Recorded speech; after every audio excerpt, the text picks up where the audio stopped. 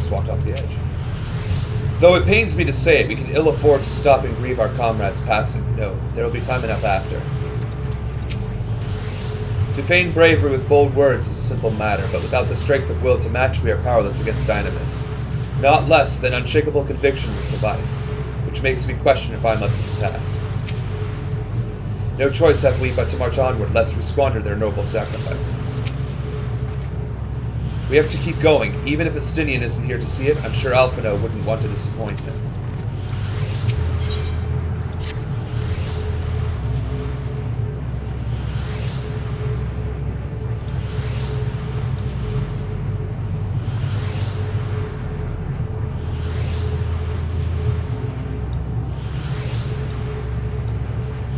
As the Strola and Alice said, we must continue. Sorry, I'm tabbing between this Discord of mine, so apologies. Notice the change in our surroundings. Perhaps this is the memory of an altogether different world. 'Twould be prudent to learn more of it then. Tread carefully, lest we lose our footing in this sand.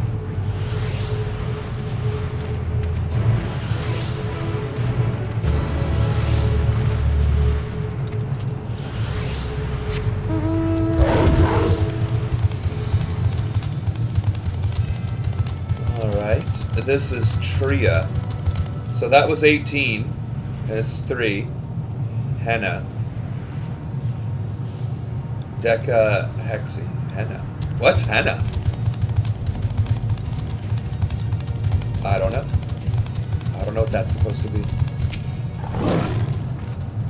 If you were worried about my vision, you needn't be. I can still see quite well.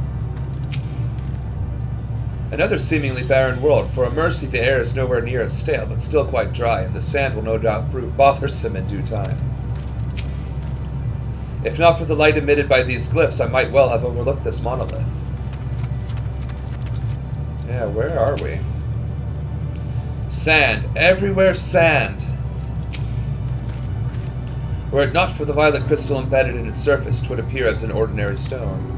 A curious script hath been etched upon them. Alas, it is not a language with which I am familiar. I cannot say I recognize it either. Nor I. The dragons, from what I recall, preserve their knowledge in song and eschew the written word entirely. So we assume this is the work of another race, one we have yet to encounter. Meteon claimed the dragon's world suffered a slow death, seeking the release of oblivion. What life we find here, like as not, doth wend its way towards a similar end. What do you suppose that is over there? I'm not sure. It's hard to make out at this distance, but its surface seems to bear the same crystals as this monument. That guy over there? Meaning there's a chance we may find whoever built them both. We should go and have a look. Come on. Okay.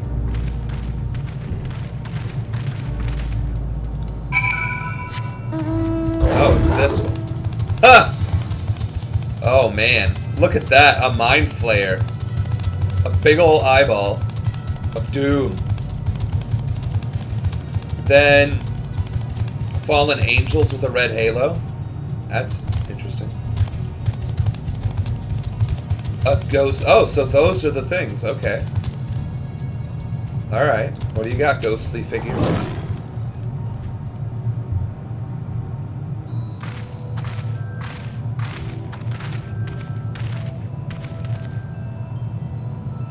Hail, travelers! This is a most unexpected occurrence. Oh, hello there. Is this your home? Indeed it is. Ah, forgive me, I'd forgotten. An exchange of introductions is expected when first meeting those with whom one is unacquainted. That doesn't help. When the vibration of vocal folds was still required to convey our thoughts and intention, Ea, I believe, was the pronunciation used when referring to our people. Though it is not entirely applicable given our present state, you are welcome to use this appellation. As for nomenclature to address my individual person, I believe it would be pronounced Kofkuj. Yes, Kofkuj of the Ea. We have encountered beings that communicate intermittently through thought, but never one that is wholly without voice. I presume we are having this conversation via the medium of aether, or dynamis, as this space is suffused with vast quantities of it. Fascinating in either case. I gather your response to my presence is positive, then. That is well, for there is something I wish to ask of you. Like yourselves, we Ea are aether-based life forms. Therefore, it may be surmised that your bodies are of comparable biological composition to those we once possessed. I have a number of queries regarding your subjective perception of the five senses: sight, sound, taste, touch, and smell. In total, I've prepared 198,712,180,827. That's rather a lot, isn't it? Ah, my apologies. I have omitted a great many details necessary to understand the nature of my request. Though we dispensed with our corporeal vessels long ago, we have rediscovered a need for the flesh, and have endeavored to recreate our erstwhile forms. However, all pertinent records have been lost due to the passage of time. For example, the nervous system. It is well within our powers to recreate, but we have no frame of reference for sensations once experienced by our people, which may compromise our ability to interact with our physical environment. And the reason you need to regain corporeal form? Why, to bring an end to our existence, of course. What? Though need is perhaps too strong of a word, it would be a simple matter to unmake ourselves through use of etheric exsanguinators, but such a death seems inadequate. The traditionalists among us believe proper death requires an inescapable sense of impermanence in one's final moments, an experience found only with bodies of flesh. What the hell kind of nihilism is that? We should very much like to hear more of your plans. In exchange, we will answer any questions you have to the best of our ability. Such an exchange of information would indeed prove useful. Very well. To ensure efficacious exchange, I hereby invite you to our home. Yes, the abode of the Ea, where our traditionalists prepare for our demise. I presume your consent to answer questions is indicative of a tacit approval of our plans, in which case your cooperation is greatly appreciated. I must caution you, however, to be mindful of the Ea wandering the desert. Their desire for bodies of flesh could be described as overzealous. Now, if you would follow me. This is going rather smoothly, not that I'm complaining, mind. Even so, we mustn't forget their aim is oblivion, much like the dragons. Though I fail to see why a civilization so seemingly advanced would choose to unmake all they have created. At any rate, we will find no answers dallying here. Let us be on our way. Yeah, what on earth? Oh, at least we get to go to another crystal. Ooh, that's probably in poor taste. I don't want to accidentally be one of the machines that devastated the dragons. Oh, look! A Lumininon. Okay. Shaky boys. Shaking away. The Ea, which are a little overzealous in their desire to have a body. And it looks like the Ea live in cocoons. That's interesting. The Isle of Dragons was shrouded in the silence of the dead, yet the stillness here doth suggest the Ea are, by and large, merely sleeping. More violet-colored crystals. I cannot place my finger on it, but there is something unsettling about them. I should not be surprised their concept of a village is so different from ours, and yet... Something tells me we have different definitions of the word abode. They said there would be others, but I don't know what I was expecting. Welcome to our abode. Most of our compeers, you will find, remain idle in their domiciles.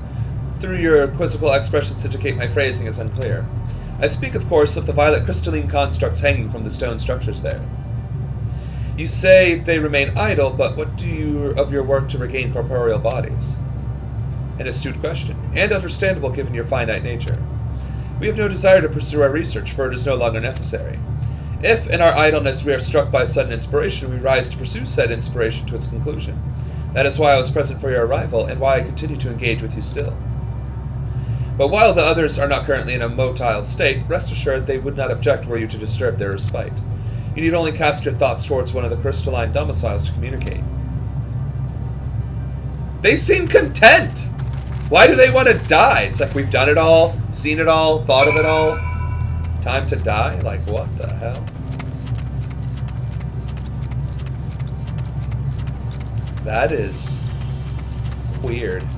Because if I could live as a disembodied figure, I would, and I would enjoy the hell out of it.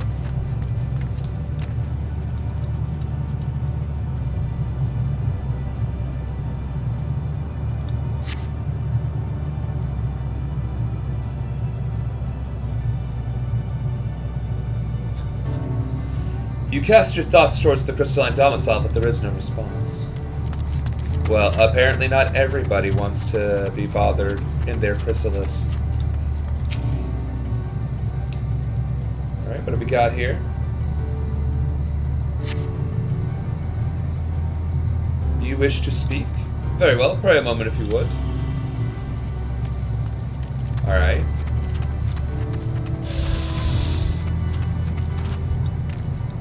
At least I can attune. Alright. Next, we got... we're gonna call them the Joneses.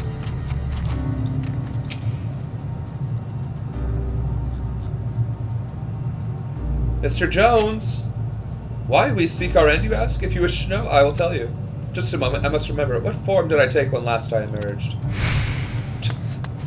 So, they want to die, but they don't even remember why they want to die. And look at all this, like, Deep Space Nine spaceship, core starburst thing, a devastated planet. Damn. I have a feeling maybe the next expansion would be up against these spacefaring machines. The strange moaning comes and goes, but soon fades into silence. Mr. Kuvkaj, I don't think they actually wanted to talk like you said they did. So, is that writing on the road? Oh, that's plants. I was like, that looks like symbolism right there. Did your inquiries yield satisfactory responses? No. Not even close.